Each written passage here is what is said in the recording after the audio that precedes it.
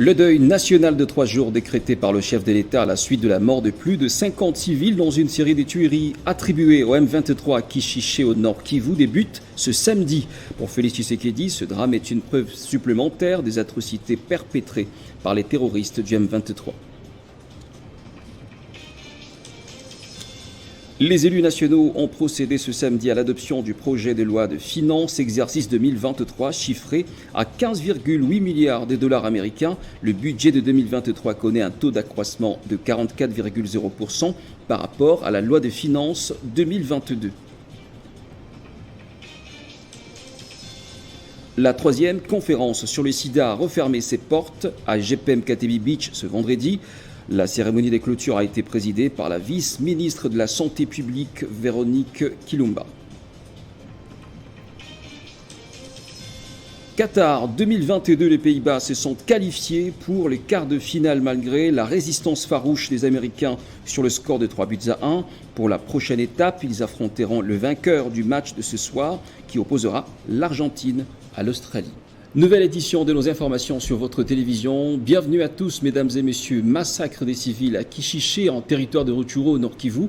C'est ce samedi que débute le deuil national de 3 jours décrété par le chef de l'État. L'annonce a été faite vendredi lors de la 79e réunion du Conseil des ministres qu'il a lui-même présidé en visioconférence à la Cité de l'Union africaine. Le président de la République a donc par ailleurs demandé à la ministre d'État en charge de la justice d'ouvrir sans délai une enquête au niveau interne et en même temps d'œuvrer en faveur d'une enquête au niveau international pour faire la lumière sur ce crime de guerre.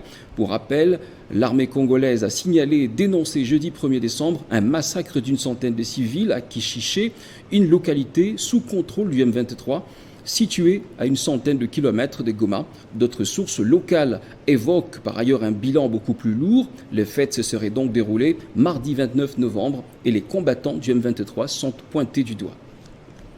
À l'Assemblée nationale maintenant, adoption de loi de finances pour l'exercice 2023.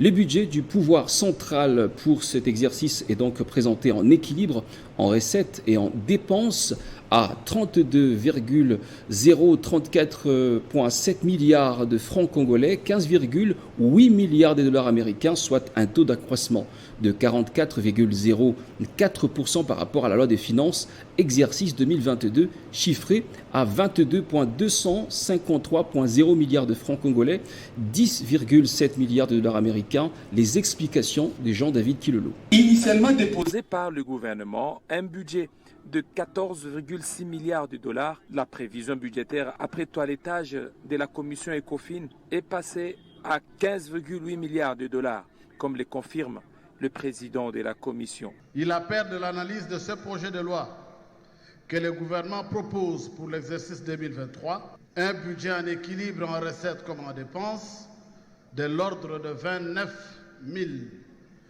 520 milliards de nos francs congolais, l'équivalent presque de 14 milliards de dollars américains, contre 22 253 milliards de nos francs, budget de 2022, qui avoisinait presque 10 milliards de dollars américains.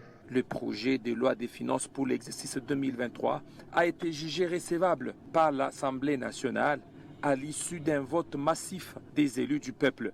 L'Assemblée plénière déclare recevable le rapport de la Commission économique, financière et de contrôle budgétaire relatif à l'examen du projet de loi de finances de l'exercice 2023. Rappelons qu'en 2 ans seulement, le budget de l'État sous le Premier ministre Samalou Kondé est passé de 7 à plus de 15 milliards de dollars américains. Pour le chef du gouvernement, ces bons en avant n'est pas le fruit du hasard. Il est la résultante du sérieux imprimé dans la gestion et la maîtrise des finances publiques, dans la lutte contre le coulage des recettes, notamment à travers les organes de contrôle comme l'IGF, la CNRF, la Cour des comptes, ainsi que la maximisation des efforts, particulièrement au sein des régies financières. Recommandations issues de tables rondes sur la gouvernance minière tenue en RDC. Une délégation des membres de la société civile, des services étatiques et du secteur privé sollicite l'implication du président du Sénat pour une mise en œuvre effective. Ils ont été justement reçus hier vendredi 2 décembre 2022 au Palais du Peuple. Réunis au sein du comité de suivi des recommandations issues des tables rondes sur la gouvernance minière en République démocratique du Congo, ces acteurs de la société civile, ceux des services étatiques et du secteur privé, sollicitent l'implication personnelle de Modeste Batuluquebo et du Sénat à travers le pouvoir de contrôle pour obtenir du gouvernement de la République la mise en œuvre des résolutions des assises compilées à Kinshasa du 24 au 26 mai de l'année en cours.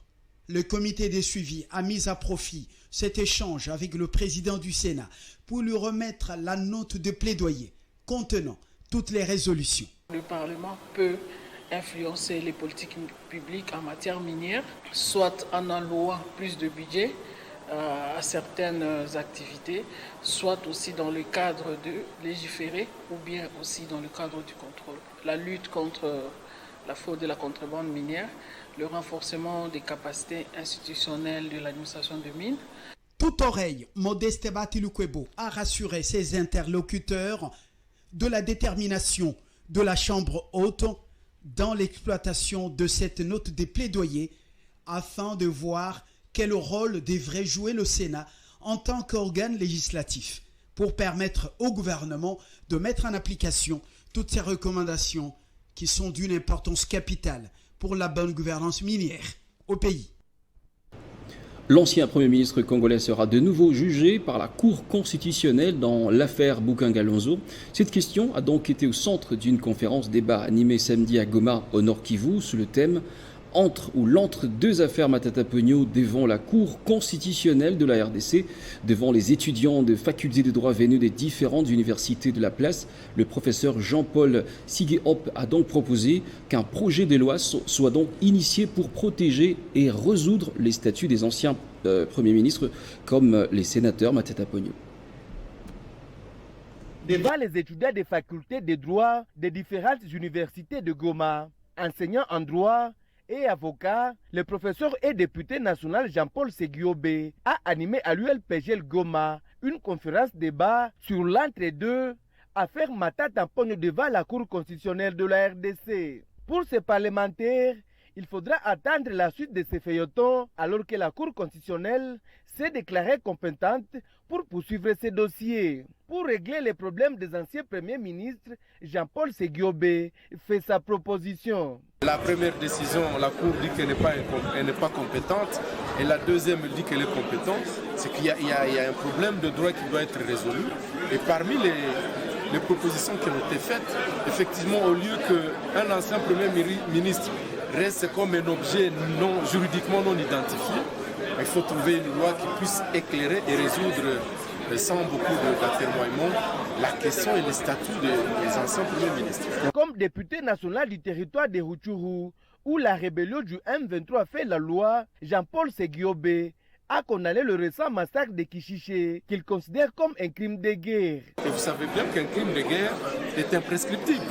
Il faudra absolument que ces genres d'agissements ne se répètent plus et que les auteurs de ces crimes de guerre, de ces actions, de ces actes, soient poursuivis.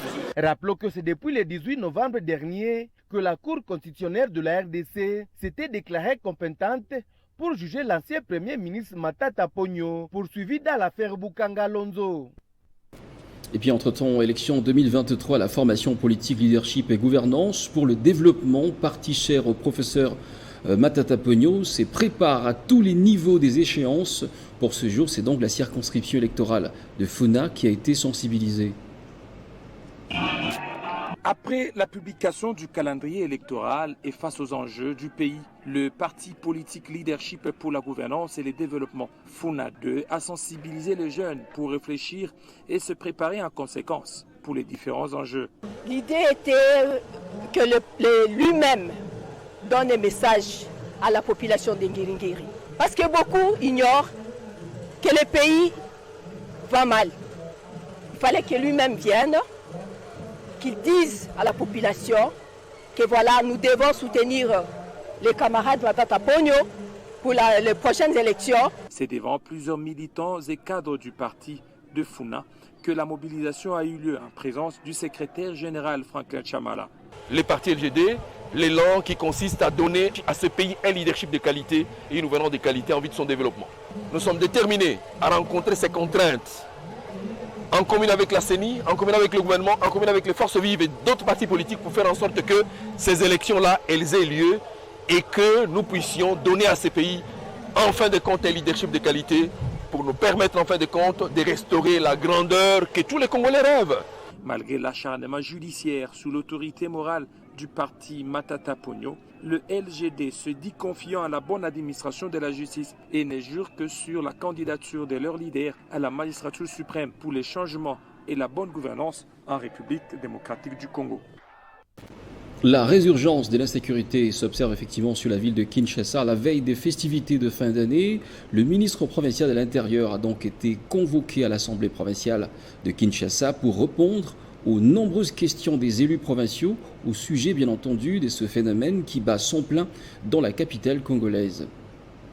La situation sécuritaire qui prévaut à Kinshasa préoccupe tout le monde. Voilà qui justifie l'invitation du ministre provincial de l'Intérieur, Sécurité et Justice, Didier Tenguete Elito, à la suite d'une question orale avec débat initiée par le député provincial Éric Boukoula. Inefficace et sous-équipée, une police contribuant à la sécurité à cause des abus ou bavures régulièrement enregistrés. À la veille des festivités de fin d'année, la ville de Kinshasa a souvent connu la montée des phénomènes tendant à insécuriser les paisibles citoyens, entre autres le phénomène Kuluna, et les autorités du secteur sécuritaire doivent se préparer en conséquence. Il y a un grave problème de confiance qui s'est développé entre la police et notre population. 2 solutions ont été proposées au cours de cette plénière, selon le ministre provincial de l'Intérieur, parmi lesquelles la réorganisation de la police et son fonctionnement qui nécessite des moyens, et l'implication constitutionnelle du gouvernement central pour motiver la police à bien faire son travail. Mais ces solutions ne viennent pas seulement au niveau du ministère de l'Intérieur. C'est pour ça que nous avons demandé à l'Auguste Assemblée de veiller et de se constituer en oubli par rapport à la haute hiérarchie, par rapport à ces textes de la loi organique de 2011 qui consacre l'organisation et le fonctionnement de la police. Vous ne pouvez pas aller à l'encontre d'un texte de loi qui prévoit ceci, parce que sinon dans ces cas-là vous serez un véritable cow-boy. Au cours de cette plénière, il a été demandé de créer une commission mixte Assemblée provinciale et gouvernement provincial pour statuer sur les conflits des compétences entre le pouvoir central et la ville de Kinshasa. Dans l'actualité également, la 3e conférence sur le sida a refermé ses portes à GPM Katebi Beach le vendredi 2 décembre 2022. La cérémonie des clôtures a été présidée par la vice-ministre de la Santé publique, représentante du chef de l'État. Cette journée a été marquée par la lecture du rapport final des travaux assortis des recommandations parmi lesquelles la mise en œuvre des systèmes de lutte contre le sida et la création de fonds de recherche et des soins de toutes les provinces du pays. Après 4 jours d'intenses travaux, c'est finalement vendredi 2 décembre 2022 que les lampions de la 3e édition de la conférence nationale sur le sida se sont éteints à GPM Katebi Beach autour du thème « Mettre fin au VIH-Sida d'ici 2030 dans une approche multisectorielle pour un développement durable ». Plusieurs temps forts ont marqué cette cérémonie de clôture. D'abord, la lecture du rapport final des travaux assortis des recommandations dont notamment la mise en œuvre des systèmes de pérennisation de moyens de lutte contre le sida, la création des fonds de recherche et de soins dans toutes les provinces de la RDC et la mise en place d'une commission de suivi des recommandations. Dans leur déclaration, les gouverneurs des provinces, l'Université de Kolwezi et les partenaires techniques ainsi que financiers ont tour à tour salué le leadership particulier de Marie-Thérèse Masuka Saini ayant concouru à la réussite totale de ces assises de haute portée sanitaire visant à mettre en œuvre la vision du président de la République Félix-Antoine Tshisekedi Tshilombo dans la lutte acharnée contre ce fléau qui fait des ravages dans le pays. Mettre en place un partenariat formel entre les universités pour faciliter un suivi systématique de l'agenda. Par l'hôte de ces assises, la gouverneure du Lualaba compte sur l'engagement et la collaboration de tous les acteurs afin de suivre de près les résolutions issues de ces assises conformément à la couverture sanitaire universelle prônée par le chef de l'État. Les résolutions issues de ces assises, par leur pertinence, jettent les jalons de la nouvelle orientation de la riposte au pays. C'est pourquoi nous les attendons fermement, car ne constituent pas un répertoire de bonnes intentions, mais plutôt une marque d'un nouveau départ. Représentant le chef de l'État, la vice-ministre de la Santé publique a clôturé la conférence tout en prenant en compte les plaidoyers.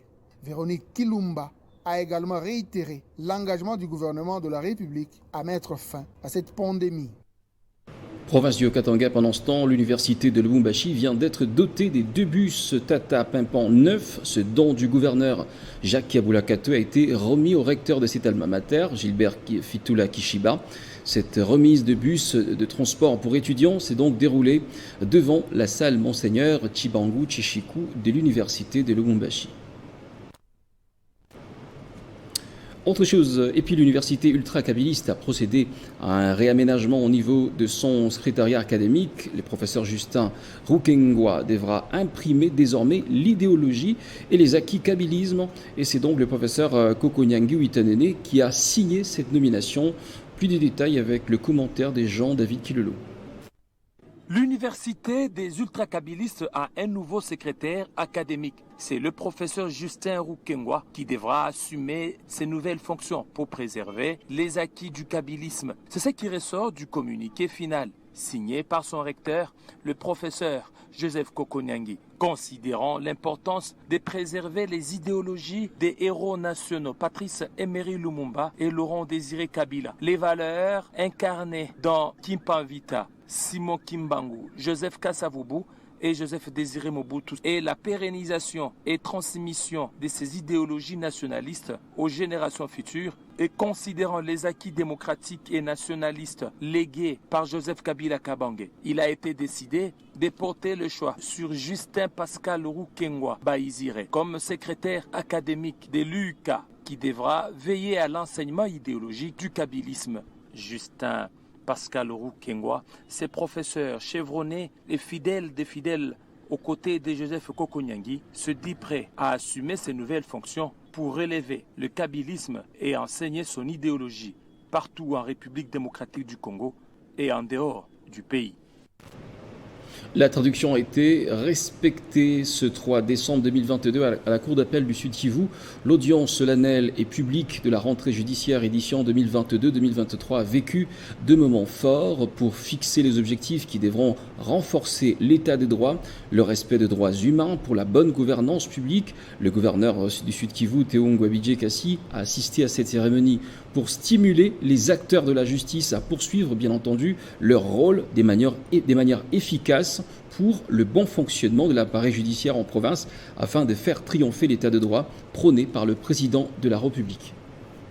Après 2 mois de vacances, c'est la rentrée judiciaire à la Cour d'appel du Sud Kivu. Les têtes couronnées de l'appareil judiciaire se sont prêtées à la solennité de cette audience qui consacre le début effectif des activités judiciaires pour l'exercice 2022-2023. Une cérémonie ponctuée par la présence du gouverneur du Sud Kivu, Théo Ngwabidje Kassi, qui a assisté à cette audience pour stimuler les acteurs de la justice à poursuivre sans relâche leur rôle de manière efficace pour le bon fonctionnement de l'appareil judiciaire en province, pour le triomphe de l'état des droits prôné par le chef de l'État, Félix Antoine Tshisekedi Tshilombo, magistrat suprême. Dans sa mercuriale, le procureur général près la Cour d'appel de Bukavu, Madame Ibalayam Alas Marie-Josée, a invité les magistrats et avocats au respect des valeurs déontologiques et éthiques qui régissent la profession. Excellence, Monsieur le gouverneur de province, j'invite les magistrats destinataires attitrés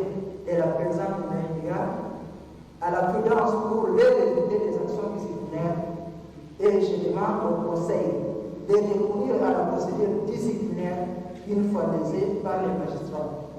L'audience a vécu un moment fort pour fixer les objectifs qui devront renforcer l'état des droits, le respect des droits humains pour la bonne gouvernance publique dans la province du Sud Kivu. Excellence, Monsieur le gouverneur de la province du Sud Kivu, accomplissant ce devoir légal, nous avons choisi de partager nos réflexions sur le thème suivant: déontologie professionnelle des magistrats, un outil au service d'une justice garante des droits des citoyens. Thème qui s'inscrit dans la mise en œuvre de l'état de droit prôné par son Excellence Monsieur le Président de la République, chef de l'État et magistrat suprême. Une photo de famille a clôturé cette cérémonie riche en couleurs. La Mongala, César Limbaya et son gouvernement à la troupe des forces publiques. L'objectif de cette cérémonie était justement de faire connaître l'exécutif provincial aux unités des FARDC et de la police nationale congolaise. Après son investiture à l'unanimité par l'Assemblée provinciale de la Mongala, le nouveau gouvernement de César Limbaya est composé de 15 membres, dont 10 ministres provinciaux et 5 commissaires généraux, a été cette fois-ci présenté aux forces armées de la République et à la police. Le colonel Antoine Massirika, commissaire provincial de la police mongalaise, a appelé à cette occasion à une franche collaboration entre les forces de police et les nouveaux dirigeants. Nous vous demandons une franche collaboration avec l'appui que vous ne cessez de nous apporter comme motivation que vous mettez quotidiennement. Dans son discours, le gouverneur de la Mongala, qui a félicité le chef de l'État pour son engagement à ramener la paix en RDC, a convié la jeunesse à répondre favorablement à l'appel de ce dernier, celui de rejoindre l'armée.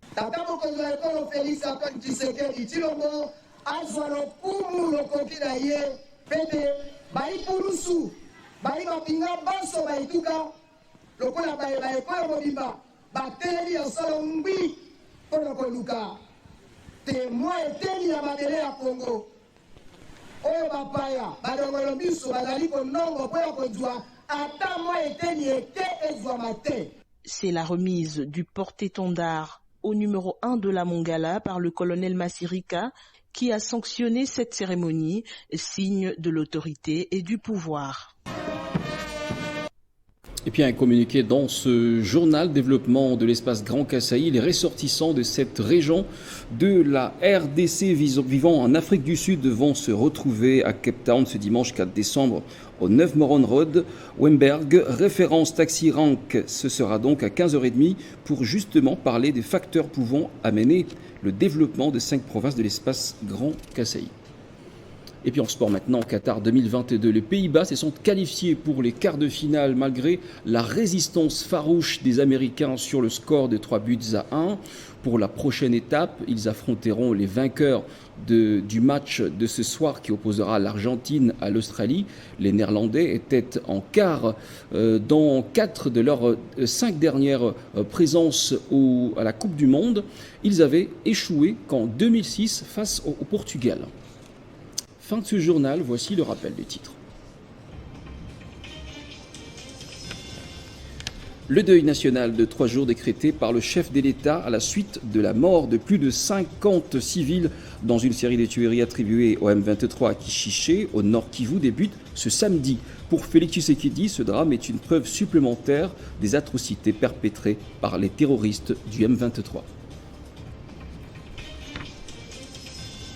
Les élus nationaux ont procédé ce samedi à l'adoption du projet de loi de finances exercice 2023, chiffré à 15,8 milliards de dollars américains. Le budget de 2023 connaît un taux d'accroissement de 44,0% par rapport à la loi de finances 2022. La 3e conférence sur le sida a refermé ses portes à GPM Katebi Beach vendredi. La cérémonie de clôture a été présidée par la vice-ministre de la Santé publique, Véronique Kilumba. Je le disais tantôt, Qatar 2022, les Pays-Bas se sont qualifiés pour le quart de finale malgré la résistance farouche des Américains sur le score de 3-1. Pour la prochaine étape, ils affronteront les vainqueurs du match de ce soir qui opposera l'Argentine à l'Australie.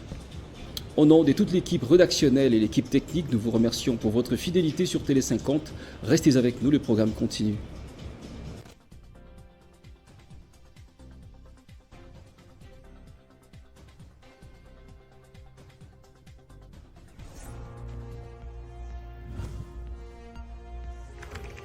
L'actualité reste en continu.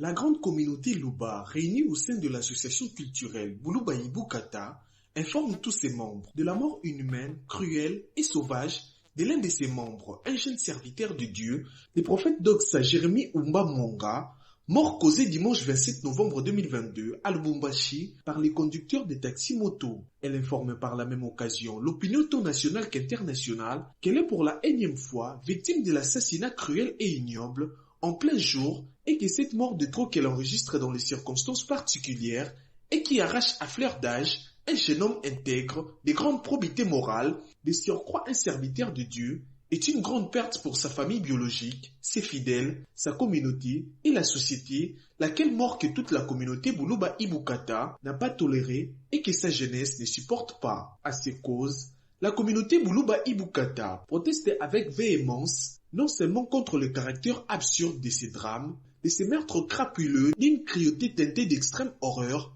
d'une atrocité indescriptible et d'une arrogance à outrance de ces bourreaux communément appelés Wewa, qui plonge sa famille biologique, ses proches et sa communauté dans un grand émoi, dans un état de colère et révolte, mais surtout contre la violence qui l'a entouré. Autant la communauté Buluba Ibukata interpelle les autorités et les services attitrés d'être plus regardants à l'égard de ces inciviques pour qu'à jamais pareil acte ne se reproduise. Autant prévient-elle ces inciviques qui troublent impinement l'ordre public et la tranquillité, qui impose l'anarchie en règle, qui tue, casse, sème la terreur et la désolation, qui brise la quiétude, de s'abstenir définitivement de tels actes dont personne ne saurait contenir les conséquences incalculables qui en découleraient. Buluba Ibukata suit de plus près les procès qui viennent de s'ouvrir et exige que toute la lumière soit faite sur ces drames et attend voir que justice équitable dans un état de droit que prône le pouvoir public soit faite et que les sanctions exemplaires soient infligées à l'endroit de tous les coupables et leurs complices. Aussi la communauté Buluba Ibukata invite-t-elle tous ses membres, spécialement les jeunes, à compatir avec la famille éplorée,